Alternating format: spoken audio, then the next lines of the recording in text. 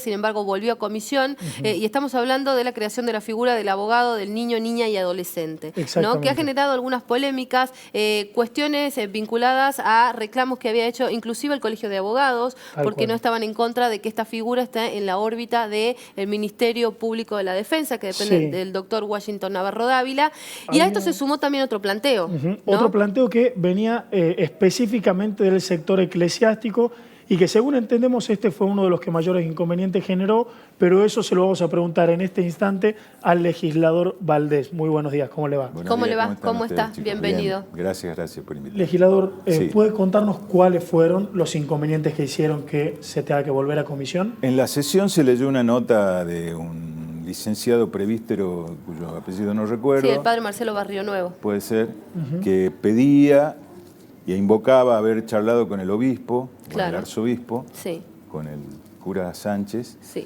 Carlos Sánchez, con él, y que pedía que vuelva a comisión para que sean nuevamente tratados y consultados todos los especialistas en el tema.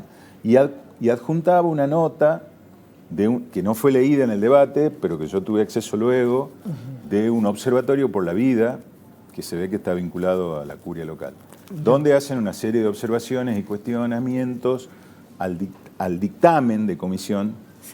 Y bueno, ¿qué es lo que cuestionan o qué es lo que piden? Ellos ¿Qué es lo que cuestionan quieren? una cantidad de situaciones que a mí me parece que carecen de relevancia jurídica, que no contemplan el ordenamiento internacional de los derechos del niño. Incluso el derecho del niño en el 89, para que nos ubiquemos temporalmente, hace 3 décadas, la ONU aprobó la Convención sobre los Derechos del Niño. 30 años. Hoy todos los países del mundo adhirieron y ratificaron ese tratado internacional. Si hoy la Convención Internacional sobre los Derechos del Niño es derecho en todo el mundo. En la Argentina se dictó una ley, consecuencia de ese tratado, años después, en el 2005, la 26061. Y en Tucumán, en el 2010, para que nos ubiquemos temporalmente, ¿por qué no hubo observaciones antes? La primera pregunta mía a esta cuestión, ¿no? Si se aprobó una ley tucumana adhiriendo a la nacional y tomando la Convención Internacional, que a su vez ya era derecho interno por la reforma de la Constitución nuestra del año 94, que incorpora todos los tratados y sobre todo el bloque del Tratado Internacional del Derecho Humanitario, digamos, donde está esta convención. Si yo la verdad que no entiendo cuáles pueden ser las objeciones, ¿por qué no hubo observaciones antes? A mí me parece que hay otras cuestiones atrás. O sea, usted dice, ¿por qué no se observó la ley nacional y sí se observó aquí la ley de la creación de la figura del abogado? Claro. Pero no me queda claro qué es lo que quieren plantear. O sea, tengo entendido que de alguna manera, primero, observan de que no han sido consultados a la hora de elaborar este proyecto. Ahora, permiso, pero ¿por qué habría que consultarle? ¿En carácter de qué se dirigen a la legislatura? No entiendo por qué habría que consultarlo. El Parlamento es un parlamento laico, donde hay representados todos los pensamientos de la provincia están en cada uno de sus legisladores. De hecho, los proyectos que he presentado yo, que no es el único, había 4 proyectos, 3 de legisladores y uno último, que es el que tuvo dictamen favorable, que ahí viene la objeción del Colegio de Abogados que vos decías recién, sobre dónde ubicaban la autoridad de aplicación en el Ministerio de la Defensa, pero hay 3 anteriores. El mío fue uno de los primeros en el 2016, que firmaron legisladores, mirá, Albarracín me acompañó con la firma, García y otros legisladores del peronismo, Cachocano, es decir, había pluralismo en quienes presentábamos el proyecto. Perdió estado parlamentario. Ese proyecto del 16, y había de otros legisladores también, de Azán, de Jury, de varios más.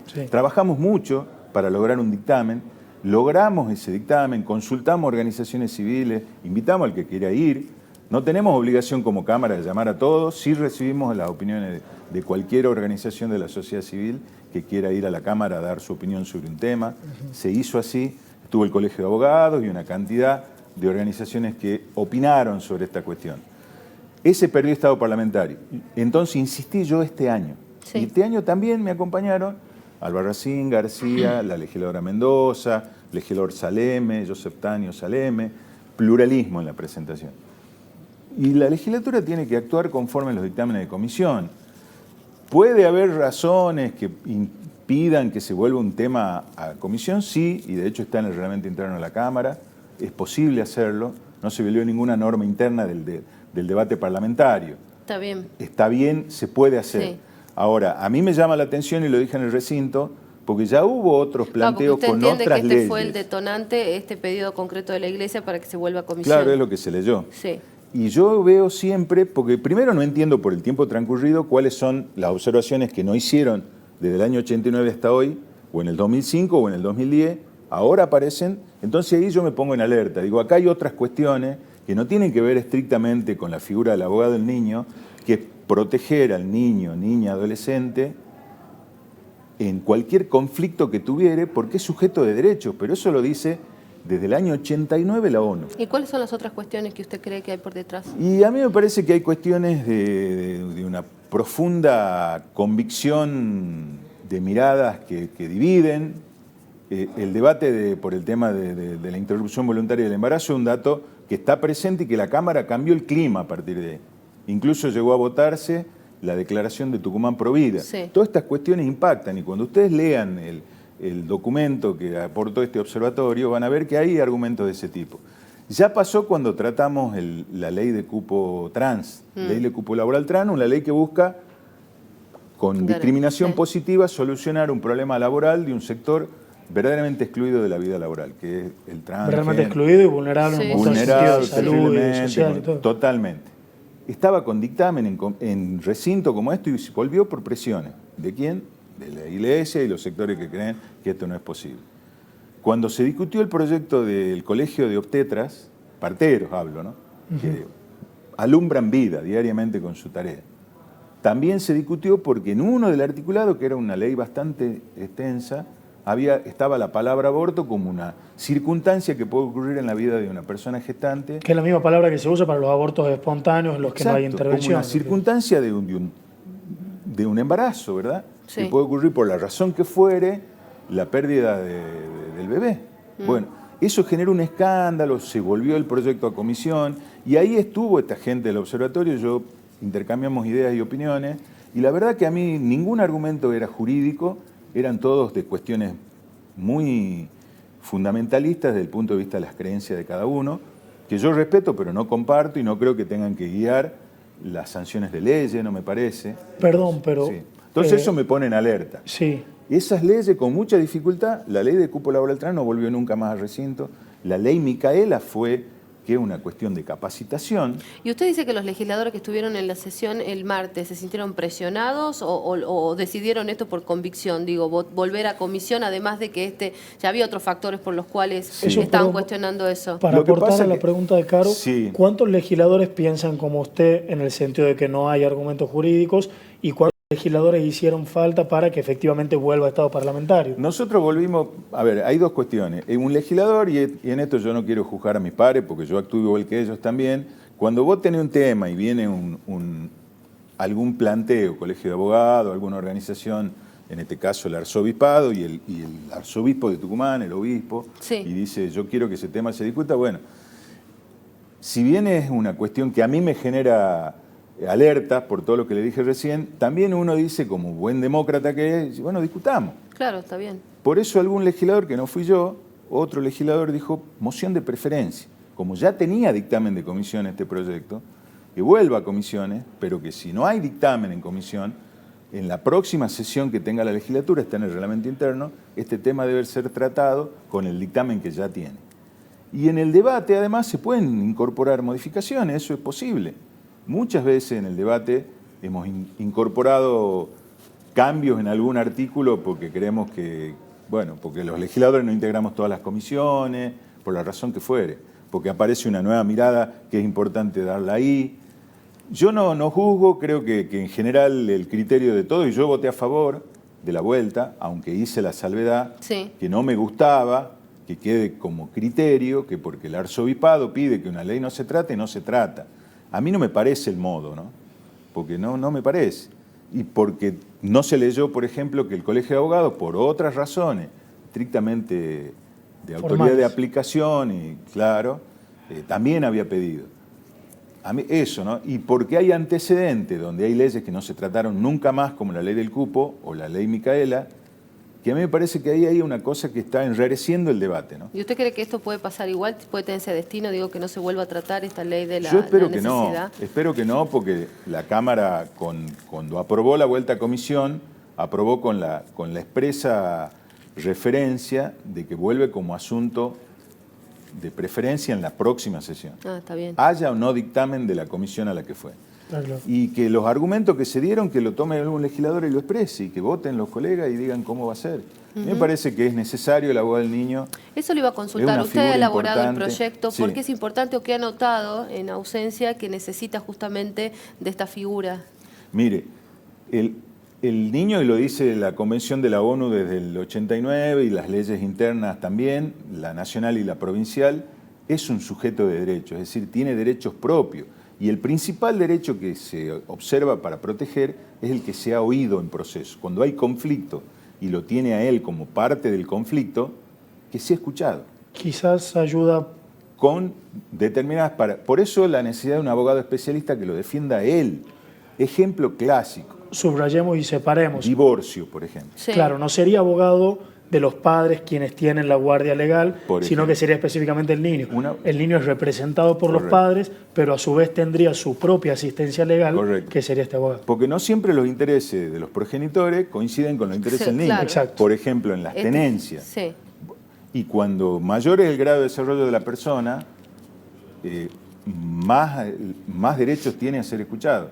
Incluso cuando supera la edad de 13 años, dice la ley, Puede participar. puede decidir él, Sí, decidir. y pedir él mismo que haya un abogado del niño que lo represente. ¿Por qué abogado del niño?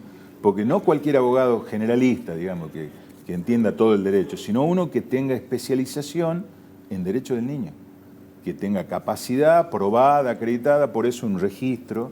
Sí, yo creo que es una figura muy útil, ¿no? ¿Usted había propuesto en algún momento que esa figura tenía que estar también en el ámbito de la Corte? Yo lo que proponía es que el registro esté en el ámbito de la Corte. Ahí me peleaba con mis colegas, porque yo soy abogado, porque ellos querían tener ellos el control del registro. A mí me parece que son opiniones, yo las respeto. Creo que la Corte, al igual que tiene el registro de peritos, porque en definitiva, aunque en este caso es un abogado, es un auxiliar de la justicia, es un auxiliar del juez, que va a defender a alguien, como dice la Convención y las leyes, el interés superior del niño. Sí. Bueno, entonces que la Corte lleve el registro, que la Corte acredite, y si la Corte entiende que lo va a delegar en el Colegio de Abogados, bueno, que lo haga la Corte. La Corte lleva los listados de peritos. Sí. Todos los peritos que son auxiliares de la justicia en cualquier disciplina, en cualquier conflicto judicial que hubiere, son sorteados en la Corte y designados a pedido de las partes, a pedido de los jueces. Bueno, yo creo que la figura es muy necesaria. Sí. ¿Y coincide con el Colegio de Abogados en que no tiene que estar en la órbita del Ministerio de la Defensa? Yo creo que son dos... Sí, en ese planteo coincido. Yo creo que el Ministro Público de la Defensa, con un gran celo por la figura, y yo entiendo que está bien que lo haga, porque ellos como Ministerio de la Defensa también tienen obligación de aplicar la Convención Internacional, claro, la ley nacional y la ley provincial de protección de los intereses de la niñez. Correcto. Obligados están. Ahora, esta es otra figura. Este es un abogado de la matrícula, un abogado de ejercicio libre, especializado, que se anota en un registro para intervenir si es sorteado. Con independencia de que el Ministerio de la Defensa también ponga un defensor, no le quita eso. Y me parece a mí que sí, y como además ellos tienen, la colegio lo dice, la responsabilidad de controlar, por el rol que tienen como Ministerio de la Defensa y Ministerio Pupilar, sí, es mejor que no tengan ellos el registro, para que puedan controlar bien el trabajo de esos abogados designados, ¿no? Claro. Además hay otra cuestión que el proyecto del Ministerio Público de la Defensa no contempla, que es el tema de los honorarios. ¿Qué pasa con los honorarios del abogado? En el proyecto nuestro, en el mío y en el de otros colegas legisladores, no es el único, hay 4 proyectos. Eso. De paso lo invito a los observatorios de la vida que lean los fundamentos de 2 proyectos que presenté yo con otros colegas, que lo mencionaba recién, Barracín, García, Mendoza, etcétera, porque ahí hay muy buenos argumentos por ahí se le aclaran las dudas que ellos plantean, ¿no?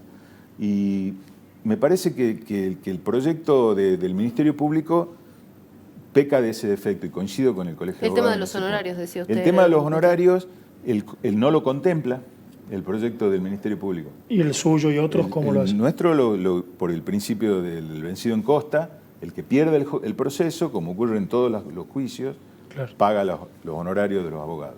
Y si no hubiere recursos, porque hay gente de escasos recursos que litiga con beneficios de pobreza, para litigar sin gastos, que se haga cargo el Ejecutivo, en ese supuesto únicamente.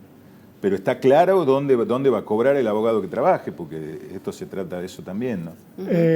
Usted explicaba ya que sí cree que esto se vaya a tratar en la próxima sesión. Debiera.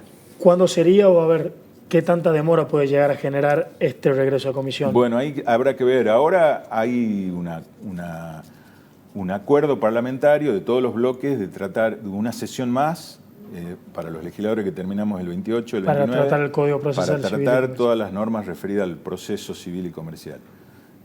Yo no sé si esa va a ser seguramente una sesión especial, no sé si entrará ahí o en la próxima ordinaria. Está bien. Sí. Y tendrán que trabajar las comisiones. ¿Y se van a reunir con la gente del arzobispado? ¿Está previsto eso? Supongo que los llamarán, las comisiones que lo tratan el tema los escucharán, como fueron escuchados siempre, ¿no? Perfecto. Cuando ellos lograron volver el proyecto del Colegio de Obstetricia, los invitamos a debatir, invitamos a la gente del CIPROSA y le aclaramos las dudas.